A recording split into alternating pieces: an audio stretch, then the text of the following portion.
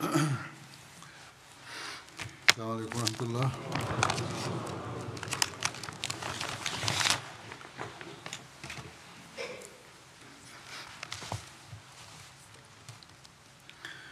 أشهد أن لا إله إلا الله وحده لا شريك له وأشهد أن محمدا عبده ورسوله أما بعد فأعوذ بالله من الشيطان الرجيم بسم الله الرحمن الرحيم الحمد لله رب العالمين الرحمن الرحيم مالك يوم الدين إياك نعبد وإياك نستعين اهدنا الصراط المستقيم صراط الذين أنعمت عليهم غير المغضوب عليهم ولا الضالين.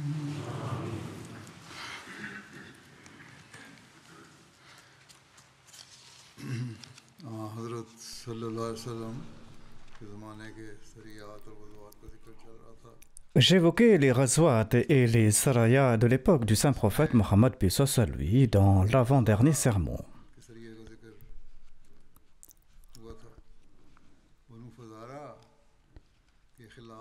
J'avais mentionné une expédition contre les Banu Fazara. Un incident lié à cette expédition est rapporté dans l'histoire, à savoir le meurtre de Kirfa. Certains historiens ont rapporté cet événement d'une manière qui semble clairement être en contradiction avec la réalité.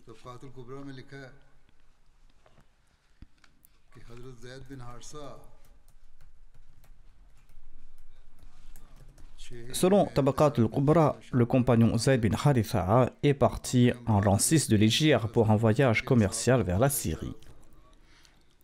Il avait emporté avec lui les biens commerciaux appartenant aux compagnons du saint prophète Mohammed paix soit lui. Lorsqu'il est arrivé dans la vallée d'Al-Qura, il a rencontré quelques membres de la branche Banu Badr de la tribu Banu Fazara qui les ont attaqués, lui et ses compagnons.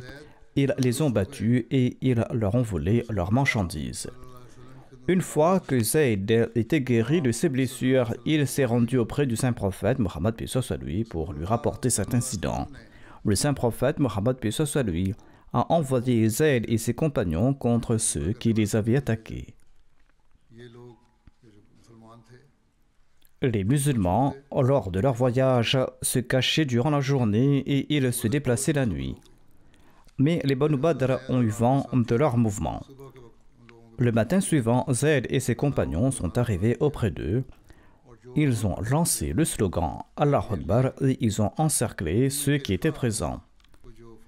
Ils ont capturé Kirfa, dont le vrai nom était Fatima bint Ru'ya bint Badr, ainsi que sa fille nommée Jariya bint Malik bin Huzaifa bint Badr. Jariya a été capturée par le compagnon Salma bin Aqwa. Et Salma bin Aqwa l'a offert en cadeau au saint prophète Mohammed sallallahu alayhi wa sallam. Par la suite, le saint prophète Mohammed sallallahu alayhi wa sallam a offert Jariya en cadeau à Hazma bin Abi Wahab. Certains livres d'histoire relatent l'incident du meurtre Kirfa d'une manière étrange, comme je l'ai dit.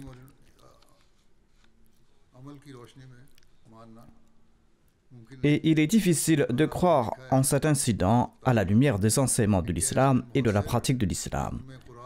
Quoi qu'il en soit, certains ouvrages relatent que Qais bin Muhassir s'est rendu vers Kirfa, une vieille femme. Qais l'a tuée avec une grande cruauté. Il lui a attaché les deux pieds avec des cordes et l'a reliée à deux chameaux. Ensuite, il a fait courir les chameaux, ce qui a provoqué le déchirement du corps de la femme. Qais a également tué 2 autres hommes. Lorsque Zayd bin Haritha est revenu de cette expédition, il a frappé à la porte du saint prophète Mohammed sallallahu alayhi wa sallam. Le saint prophète, paix soit sur lui, s'est levé en tirant son vêtement. Il est parti à sa rencontre, il l'a pris dans ses bras et l'a embrassé, et il lui a demandé de ses nouvelles. Zayd a informé le saint prophète, paix soit sur lui, de la victoire qu'Allah lui avait accordée.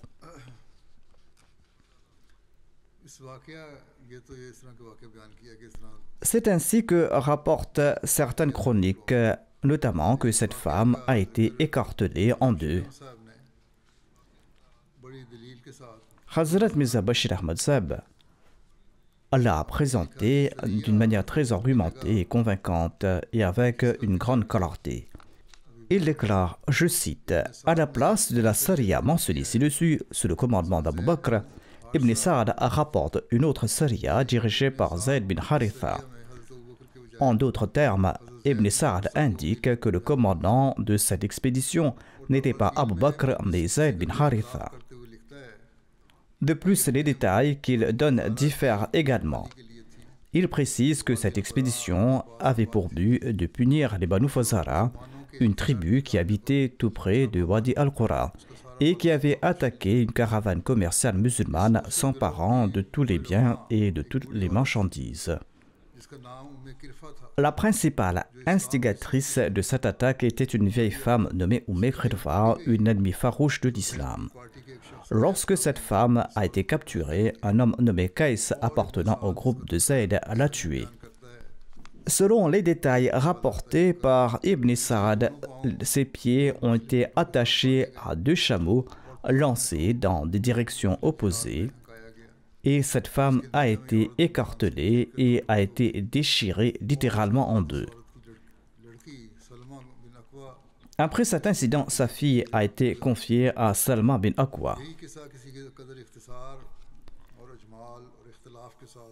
Cette même histoire a été évoquée par Ibn Ishaq, bien que relatée de manière plus brève et avec quelques variations. Et sur la base de cette narration, Sir William Muir, connu pour fournir plus de détails que la plupart des historiens européens, a présenté avec enthousiasme cet événement comme un exemple marquant de l'esprit barbare des musulmans. En réalité, Sir William Muir a écrit que la raison même pour laquelle il avait inclus cet incident dans son livre était que, selon lui, les musulmans avaient commis un acte cruel au cours de cette expédition. Ainsi donc, Sir William Muir écrit à ce sujet. Cette année-là, il y a eu plusieurs expéditions insignifiantes qui ne méritent guère d'être mentionnées, mais je ne peux omettre de mentionner cette expédition en raison de l'acte cruel des musulmans qui a conclu cette expédition. Ceci est la déclaration de Sir William Muir. Hazrat Mirza Bashir Ahmad Sahib analyse cette citation en ces termes. Il déclare « Un historien qui accorde une préférence particulière à un événement par rapport à d'autres uniquement parce qu'il semble prouver la brutalité d'un peuple et qui en fait le point central de son écrit ne peut être en réalité considéré comme un chercheur impartial. » En effet, M. Muir affirme lui-même qu'il laisse de côté les autres récits pour ne mentionner que celui-là. Cela prouve qu'il n'était pas un chercheur impartial. Hazrat Mirza Bashir Ahmad Sahib déclare « Cela s'explique par le fait qu'il est improbable qu'une telle personne prenne la peine de vérifier si cet acte de brutalité est réellement authentique ou non, car cela risquerait d'infirmer sa thèse. » Quoi qu'il en soit, M. Muir a relaté cet incident dans son ouvrage avec un zèle particulier. Cependant, comme il deviendra clair par la suite, cet événement est totalement erroné et cet événement est dénué de tout fondement. En outre, tant sur le plan des sources historiques que du raisonnement logique, cette narration est confirmée comme étant une pure invention. Sur le plan de la rationalité, il convient de souligner qu'emprisonner une femme qui n'a pas été reconnue coupable de meurtre, puis la tuer calmement et ce de la manière décrite dans cette narration, est quelque chose qui est tout à fait inconcevable. L'islam interdit formellement de tuer les femmes même sur le champ de bataille. Nous avons déjà mentionné dans notre discussion fondamentale sur le djihad les instructions données par le saint prophète Mohammed sallallahu alayhi wa sallam à cet égard. Ainsi donc, il est rapporté dans un hadith qu'à une occasion, une femme appartenant à une tribu ennemie fut retrouvée morte sur le champ de bataille. Bien qu'il ne fût pas possible de déterminer les circonstances exactes de sa mort ni l'identité de la personne qui l'avait tuée, en voyant cela, le saint prophète Mohammed lui était très mécontent et il a déclaré fermement à ses compagnons qu'un tel acte ne doit plus se reproduire, notamment qu'il ne faut jamais tuer des femmes.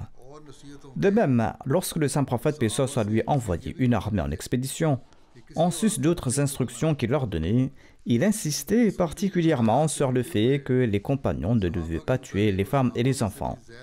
En présence de ces instructions fondamentales, il est totalement inacceptable de penser que les compagnons du saint prophète lui, et parmi eux Zayd bin Haritha, qui était comme un membre de la famille du saint prophète lui, ait pu tuer ou faire tuer une femme de la manière décrite par Ibn Sa'd.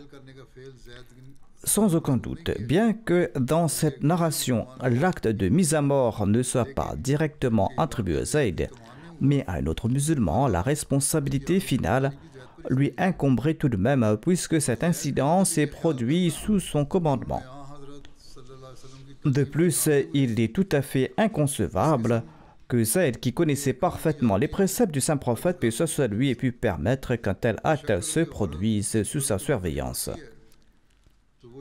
Il est évident que si une femme commet un crime, elle doit recevoir la punition correspondante à ce crime.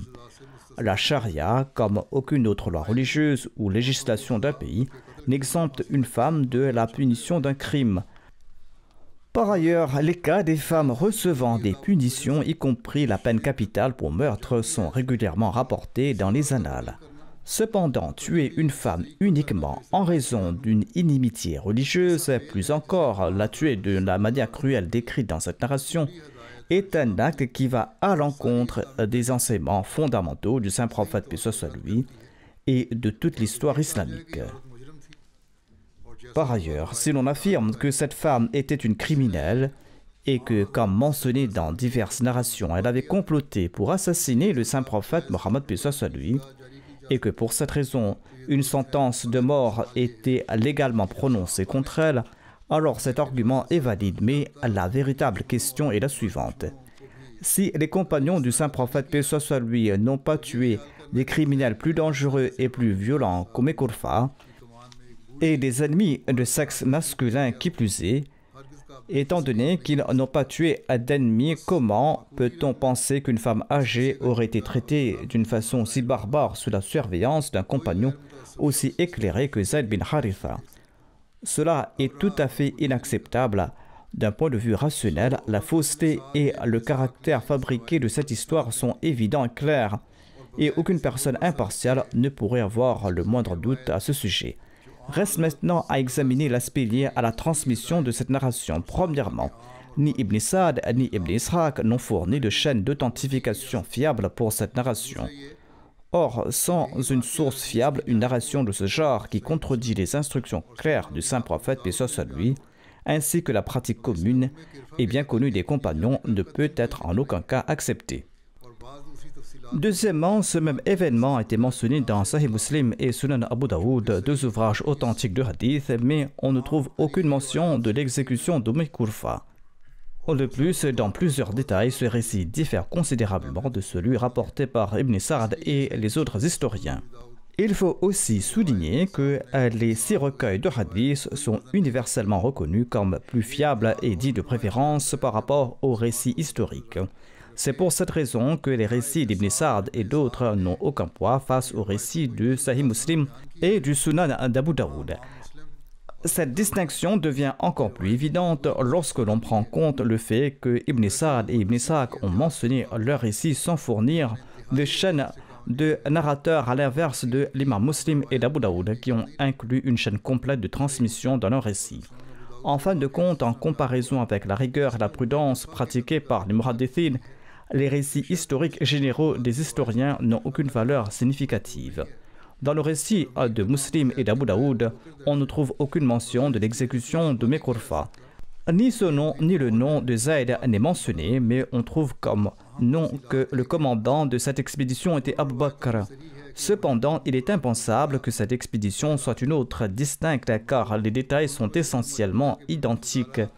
Par exemple, les deux récits mentionnent que l'expédition visait les Banu Fazara. Deuxièmement, dans les deux récits, il est précisé que le chef des Banu Fazara était une vieille femme. Et les deux récits mentionnent que cette femme a été capturée vivante. Et les deux récits indiquent que cette femme avait une fille qui a été capturée. Et les deux récits précisent également que la fille de cette femme a été offerte à Salma bin Aqwa.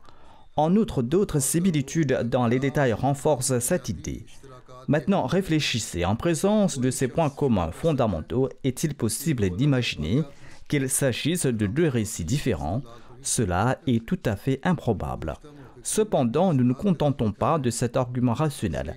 Des chercheurs et des commentateurs du passé ont clairement écrit que le récit du Sahih Muslim et du Sunan Abu Daoud est le même que celui rapporté par Ibn Sa'd, mais que ce dernier l'a rapporté d'une manière erronée. Par exemple, Allama Zurqani, Imam Suhaili et Allama Halabi ont tous clairement affirmé que l'histoire mentionnée par Ibn Sa'd et Ibn Ishaq concernant Mekurfa est en réalité une version erronée de l'expédition rapportée dans les Sahih. De plus, Tabari, dans son célèbre ouvrage historique, mentionne les deux récits côte à côte et écrit explicitement qu'il s'agit d'un seul et même événement. Par conséquent, il est incontestable que la narration de Salma bin Aqwa rapportée dans Sahih Muslim et dans Abu Daoud est le même événement que celui que Ibn Sa'd et Ibn Hisham ont par erreur attribué à une prétendue Saria contre Mekurfa. De plus, la narration des Sihasita, des recueils authentiques de hadith, qui est plus authentifiée et rapportée par un compagnon ayant participé à l'expédition, est naturellement plus fiable et doit être préférée à une narration non authentifiée d'Ibn Sa'd et de Ibn Hisham. Pour cette raison, il n'y a aucun doute sur le fait que le récit du meurtre barbare de Mekurfa est un récit totalement faux et sans fondement, qui a probablement été inséré dans certaines narrations historiques par un ennemi caché de l'islam ou par un hypocrite. La vérité est que la réalité de cette expédition est celle qui est rapportée par Muslim et Abu Daoud, et rien de plus.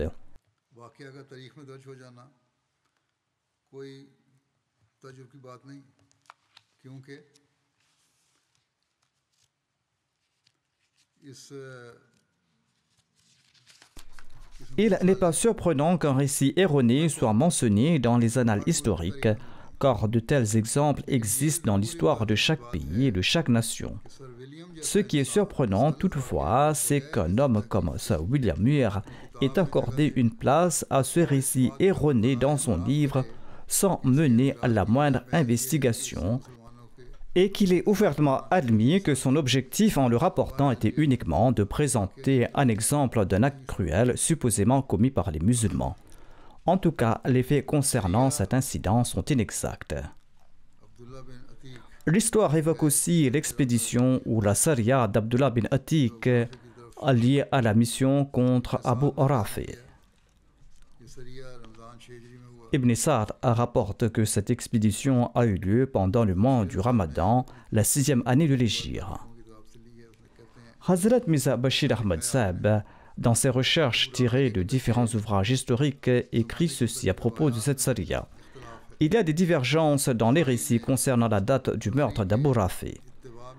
Al-Bukhari, suivant la version de Zuhri, mentionne cet événement sans indiquer de date précise, tout en affirmant tout simplement qu'il a eu lieu après le meurtre de Ka'b bin Ashraf, ce qui semble être correct. Il est probable que ces événements aient été rapportés ensemble en raison de leur nature similaire. Tabri situe cet événement après l'assassinat de Ka'b bin Ashraf dans la 3e année de l'Hégire. Waqidi le place en 4e année. Ibn Hisham, citant Ibn Ishaq, le situe après la bataille contre les Banu Qurayza qui s'est déroulée à la fin de la 5e année de l'Hégire, ce qui permettrait de les dater au début de la 6e année de l'Hégire. Cependant, Ibn Sa'd précise clairement que l'événement s'est déroulé au cours de la 6e année de l'Hégire et la plupart des historiens ont suivi son avis. Allah sait le mieux. Ibn Ishaq rapporte que la bataille du fossé et l'affaire des Banu Qurayza étaient terminées. Sallam bin Abu Hukayk, également connu sous le nom d'Abu Rafi, faisait partie de ceux qui avaient rassemblé les armées contre le saint prophète Mohammed paix soit sur lui.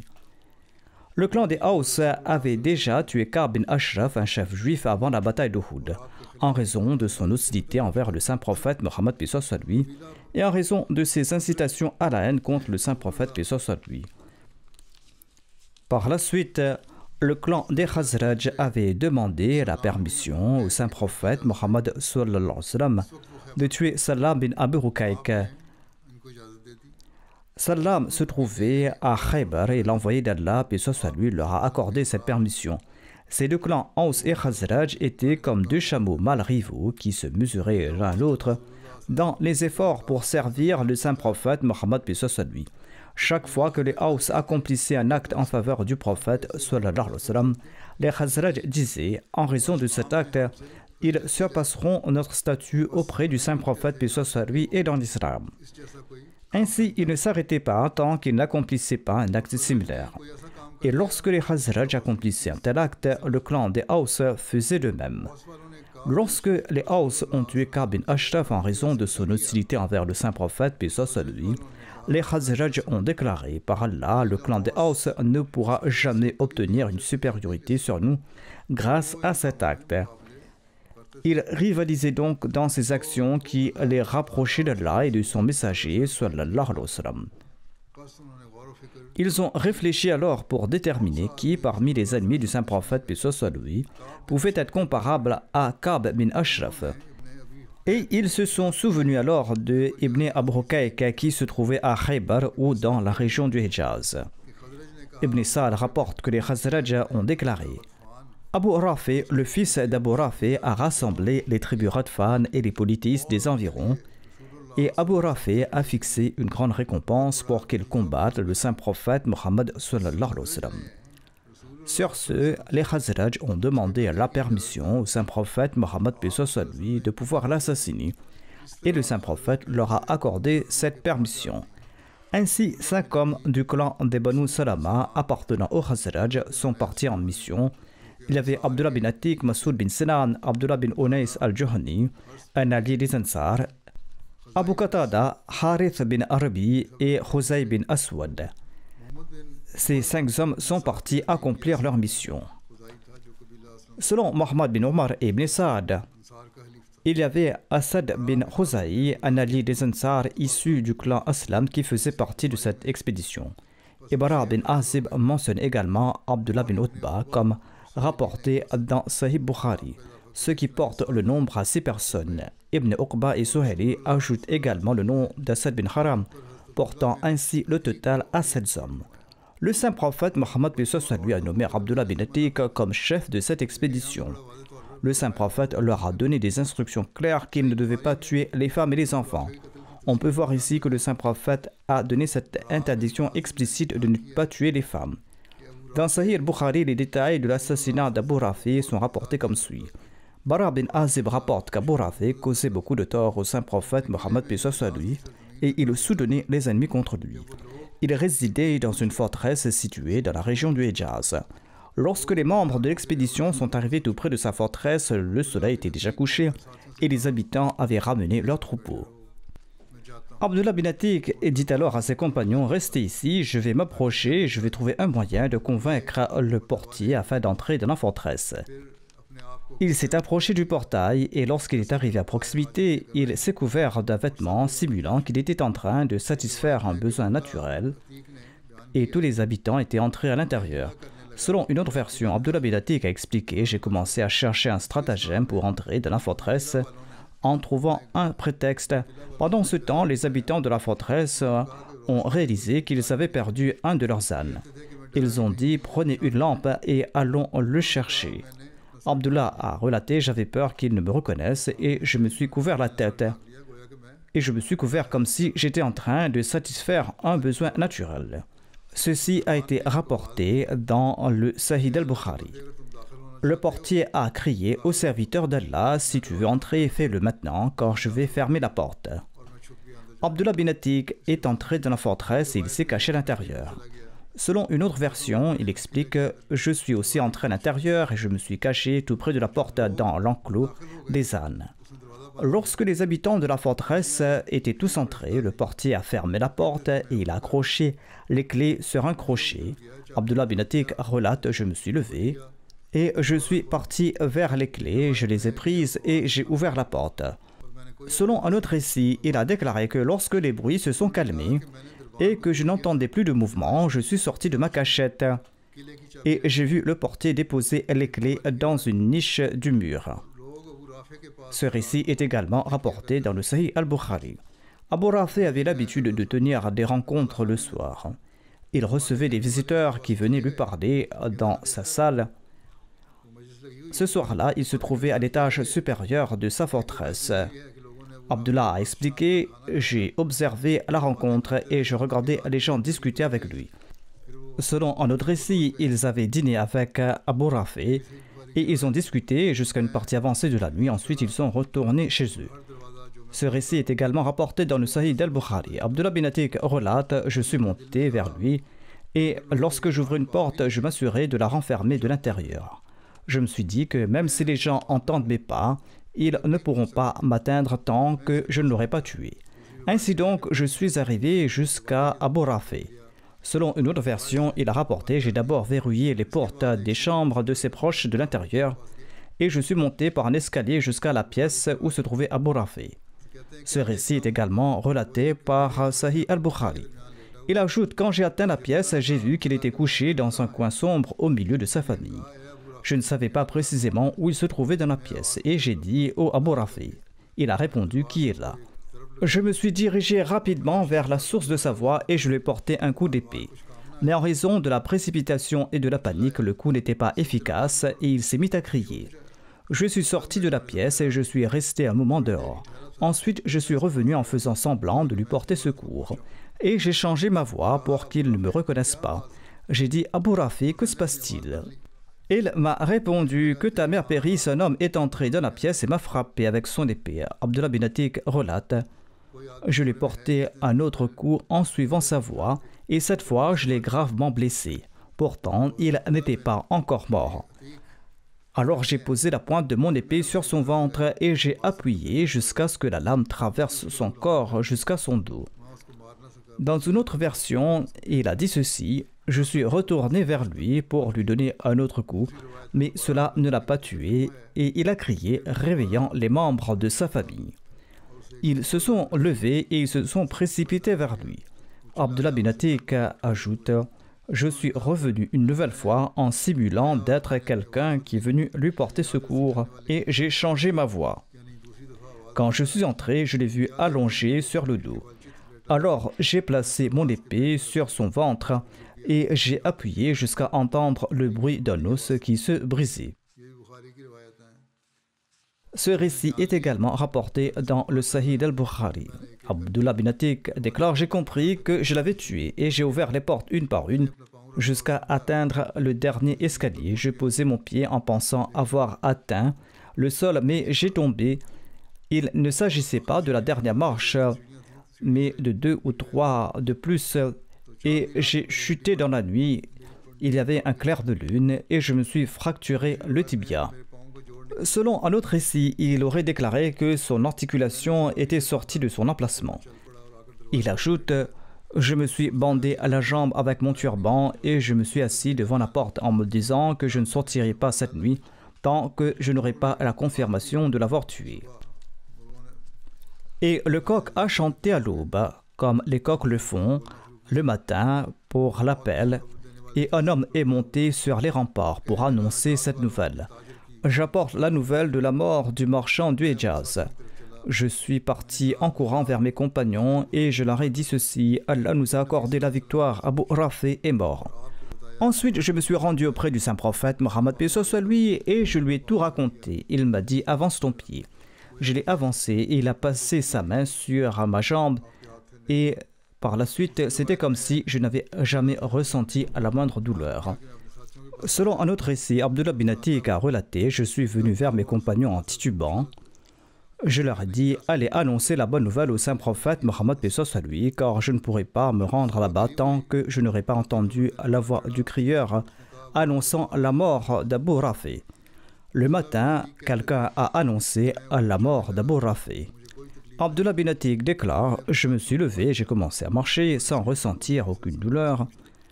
J'ai rejoint mes compagnons avant qu'ils n'atteignent le saint prophète Mohammed paix soit lui. » Il existe également une autre version selon laquelle sa douleur avait déjà disparu auparavant.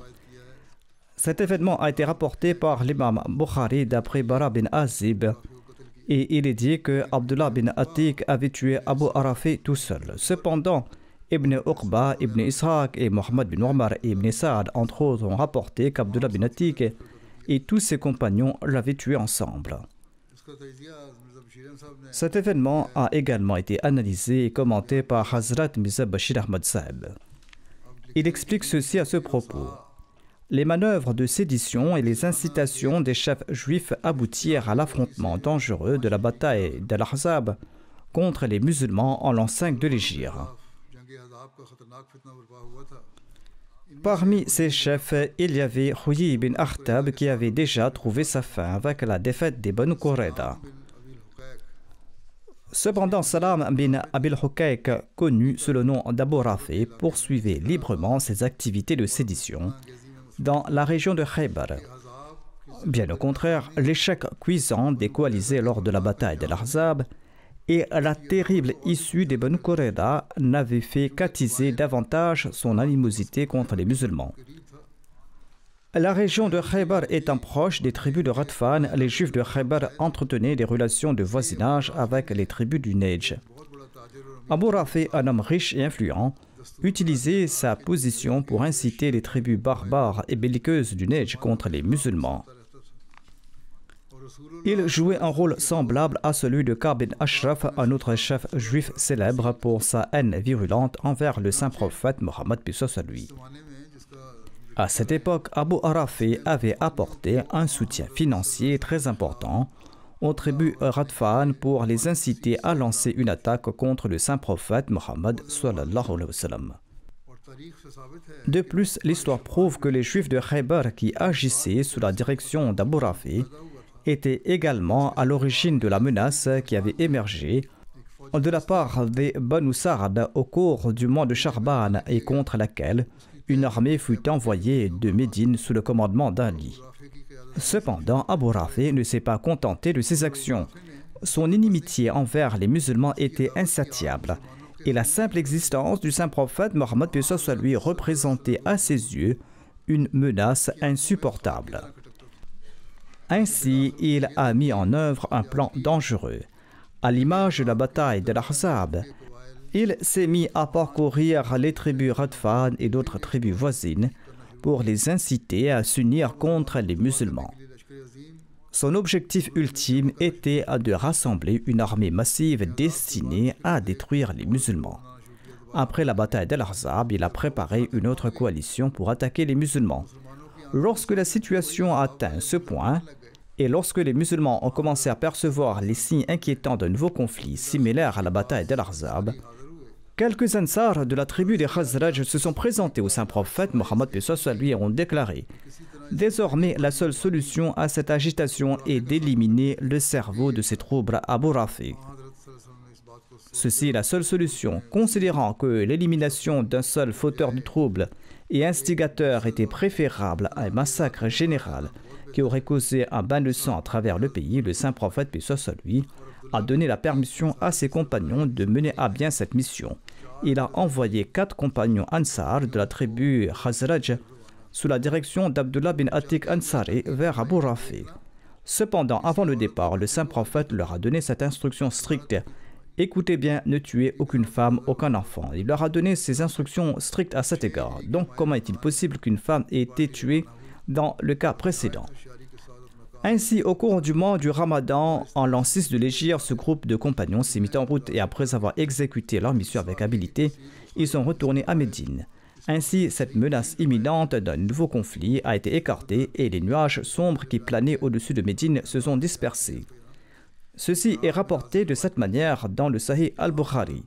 Il est dit que Bara bin Azib rapporte que le saint prophète, paix soit sur lui, a envoyé un groupe de ses compagnons afin d'éliminer Abu Rafi le juif et il a nommé Abdullah bin Atik comme leur chef.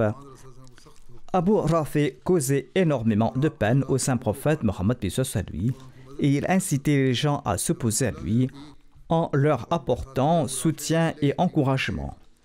Abdullah bin Atik et ses compagnons sont arrivés tout près du fort d'Abu Rafi. Et le soleil s'était couché. Abdullah bin Atik a laissé ses compagnons et il s'est dirigé vers la porte du fort. Il s'est assis sous son manteau comme s'il répondait à un besoin naturel. Lorsque le gardien de la porte s'est approché de l'entrée du fort, il a appelé Abdullah en le voyant et il lui a dit « Ô serviteur d'Allah, entre si tu le souhaites car je m'apprête à fermer la porte. » Toujours couvert de son manteau, Abdullah bin Atik est entré rapidement par la porte et il s'est caché dans un côté. Le gardien a fermé la porte et a accroché la clé à un crochet proche et il est parti. Abdullah bin Atik relate « Tout d'abord, je me suis levé et j'ai ouvert le verrou de la porte de sorte qu'une sortie rapide et facile soit possible en cas de besoin. » À ce moment-là, Abu Rafi se trouvait dans une de ses chambres sur sa terrasse. Plusieurs personnes étaient autour de lui dans une assemblée nocturne, discutant entre elles. Lorsque ces personnes se sont dispersées et que le silence s'est installé, je suis monté pour atteindre la chambre d'Abu Rafi. J'étais prudent de sorte que chaque fois que j'arrivais à une porte, je l'ouvrais et je la refermais derrière moi. Lorsque je suis arrivé dans la chambre d'Abu Rafi, il avait éteint la lanterne et il se préparait à s'endormir. La pièce était plongée dans l'obscurité totale. J'appelais le nom d'Abu Rafi, auquel il a répondu « Qui est là ?» Je me suis précipité vers la source de sa voix et j'ai porté un coup puissant avec l'épée. Cependant, il faisait très sombre et en raison de ma perplexité, je l'ai manqué. Abu Rafi a crié, ce qui m'a fait quitter la chambre. Après un certain temps, je suis entré de nouveau dans la chambre et en changeant ma voix, j'ai demandé « Oh Abu Rafi, quel est ce bruit ?» Il n'a pas reconnu ma voix modifiée et il a répondu « Que ta mère te perde, quelqu'un vient juste de m'attaquer avec une épée. » En entendant cela, je me suis précipité de nouveau vers lui et je l'ai frappé avec l'épée. Cette fois, mon coup était juste, mais il n'était toujours pas mort et je l'ai attaqué une troisième fois et je l'ai tué. Par la suite, j'ai ouvert les portes une par une et je suis sorti à l'extérieur de la maison. Cependant, lorsque je descendais les escaliers, il me restait encore quelques marches et je pensais être arrivé au sol. Et je suis tombé et je me suis cassé la jambe. Selon un autre récit, sa jambe s'était disloquée. Je l'ai attaché avec mon turban, dit Abdullah bin Atik, et je me suis traîné à l'extérieur. Et je me suis dit que je ne partirai pas tant que je ne suis pas complètement certain qu'Abu Rafi était mort. Et je me suis caché dans un coin, tout près du fort. Le matin, j'ai entendu la voix de quelqu'un de l'intérieur du fort qui annonçait « Abu Rafi, le marchand du Hijaz, est mort ». Je me suis levé et lentement, mais progressivement, je suis parti à la rencontre de mes compagnons. À notre arrivée à Médine, nous avons informé le saint prophète, paix soit sur lui, de la mort d'Abu Rafi. Après avoir écouté tout le récit, le saint prophète Mohammed, paix soit sur lui, m'a dit ceci « Tends ta jambe cassée ». Je lui ai tendu ma jambe et le saint prophète, paix soit sur lui, a frotté sa main bénie dessus, tout en priant. Et j'ai eu l'impression de n'avoir jamais souffert de cette blessure. Selon un autre récit, il est dit qu'Abdullah bin Atik avait attaqué Abu Rafi et sa femme s'est mise à crier fort. Et Abdullah bin Atik était inquiet et il craignait que les autres ne soient alertés par son bruit et par sa clameur. Il était sur le point de tuer cette femme, mais il s'est souvenu que le saint prophète, paix soit sur lui, avait interdit de tuer les femmes. Et ainsi donc, il n'a pas tué cette femme. Étant donné que le saint prophète avait interdit de tuer les femmes, c'est pour cette raison qu'il ne l'a pas tuée, en dépit d'une situation dangereuse. Hazrat Mirza Bashir Ahmad Sahib ajoute « Nous n'avons pas besoin d'entrer dans un débat sur la justification du meurtre d'Abu Rafi.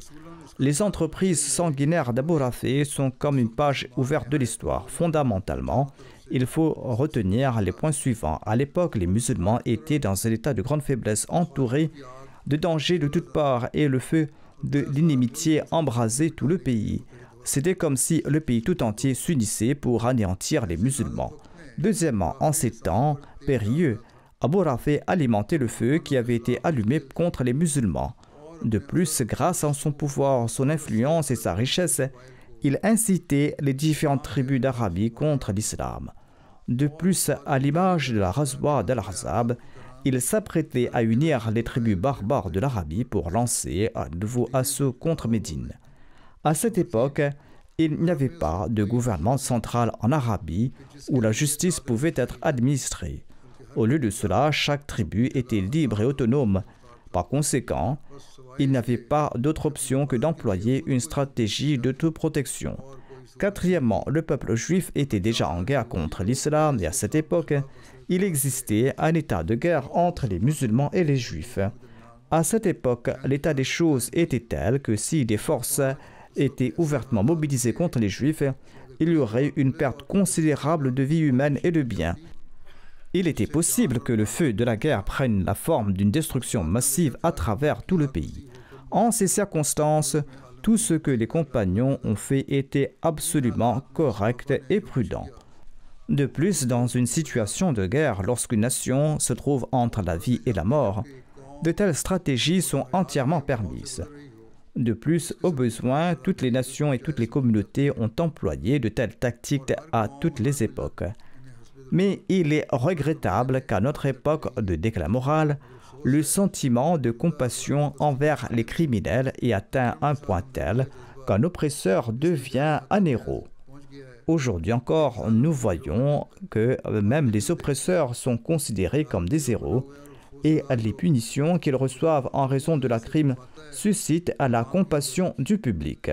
Lorsqu'on punit un oppresseur ou lorsqu'on demande qu'il soit sanctionné, cela attire la sympathie du peuple où les personnes égoïstes prennent parti pour lui et ses crimes sont oubliés. Cependant, l'islam est exempt de telles fausses émotions. L'islam qualifie un criminel de criminel et considère sa punition comme une miséricorde pour le pays et la société. L'islam enseigne qu'une partie du corps putride doit être amputée et n'attend pas qu'une partie pourrie du corps détruise les parties saines du corps. Maintenant, reste la manière dont la punition a été administrée. À cet égard, comme cela a été mentionné, compte tenu des circonstances de l'Arabie de l'époque, en tenant compte de l'état de guerre qui existait entre les musulmans et les juifs, la méthode employée était la meilleure et la plus appropriée pour la paix de la société. En ce qui concerne la guérison de la jambe d'Abdullah bin Atiq, il n'est pas précisé dans le récit d'Al-Bukhari si cette guérison s'est produite immédiatement, de manière surnaturelle, ou si elle a suivi lentement et progressivement son cours naturel de guérison. Dans ce dernier cas, cela sera considéré comme une occurrence normale. L'effet de la prière du saint prophète Mohammed lui serait compris dans la mesure où, par les bénédictions de sa prière, cette blessure n'a pas eu d'effet permanent et aucun résultat négatif ne s'est produit. Au contraire, la jambe d'Abdullah a finalement retrouvé toute sa force et les effets de la blessure ont complètement disparu. Cependant, si cette guérison s'est produite immédiatement de manière surnaturelle, alors très certainement cette occurrence serait un miracle spécialement décrété par Dieu, miracle qu'il a manifesté à la suite de la prière de son messager, sallallahu alayhi wa sallam. Ceci est le récit de cet événement. Il y a également d'autres récits. Inch'Allah, j'en ferai mention à l'avenir.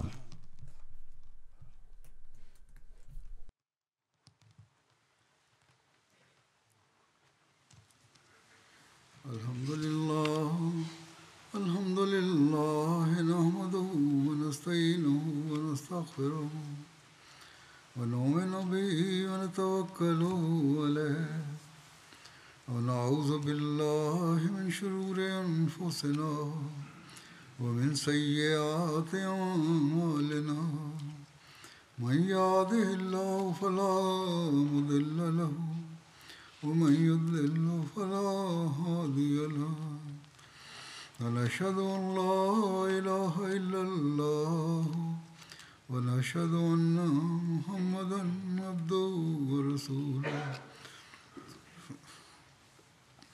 عباد الله رحمكم الله إن الله يأمر بالعدل والإحسان وإيتاء ذي القربى وينهى عن الفحشاء والمنكر والبغي يعظكم لعلكم تذكرون اذكروا الله يذكركم وادعوه يستجب لكم ولذكر الله أكبر